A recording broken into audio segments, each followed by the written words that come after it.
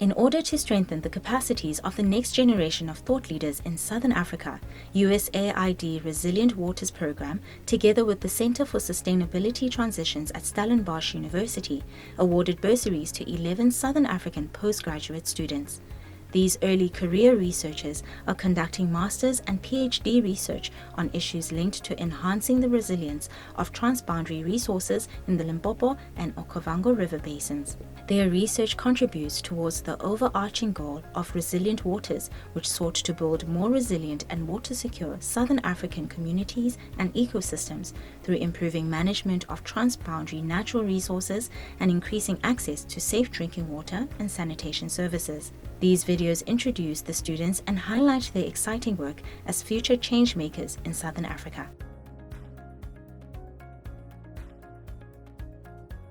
Greetings everyone, my name is Nametso and I am a PhD candidate based at the Stellenbosch University, CST, and I'm a Resilient Waters Program beneficiary student. My research focuses on land acquisitions and tourism development nexus, basically exploring the large-scale land acquisitions in the Okavango Delta in Botswana. And I'm using a social ecological justice and political ecology lens to explore how land acquisitions in the Delta have implications on the well-being of local communities. For this, I use 3 communities, Eta, 6 and 13, Tubu and Kwai, which have recurrent natural resource conflicts and have been conveniently sampled to do this research.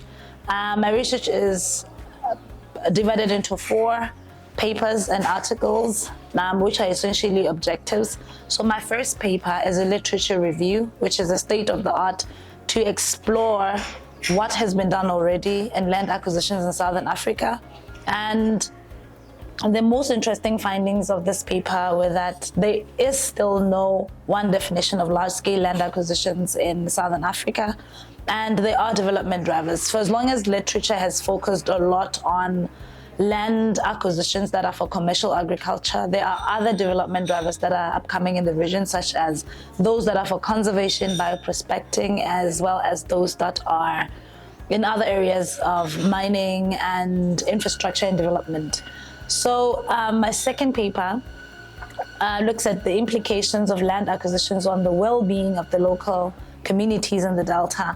I went to the field and talked to about 118 communities in all these 3 study areas, and these are local perceptions. We found out that there are actually new types of land acquisitions, like borrowing of land, which is more prominent in Tubu, and this is a new finding and contribution to literature because these are small pockets of land where culture has an influence in the way people relate to land and water resources, whereas in Eta and in Kwai, there are other types of land acquisitions such as purchases of land and land concession for tourism purposes.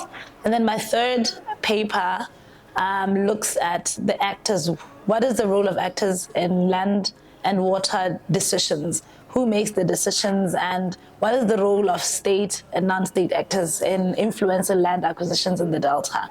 I'm yet to interview broad regional actors, and I have already spoken to key informant interviews such as the village chiefs, the VDCs, land overseers, as well as CBO chairpersons of trust in these communities. So I'm looking forward to having more conversations with regional actors to see how they influence decisions at regional level.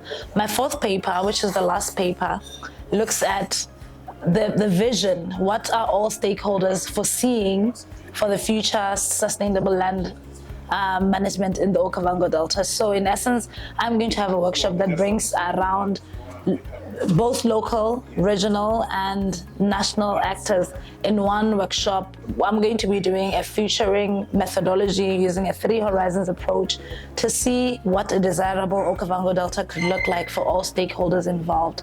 That is essentially what my research is all about. Thank you all.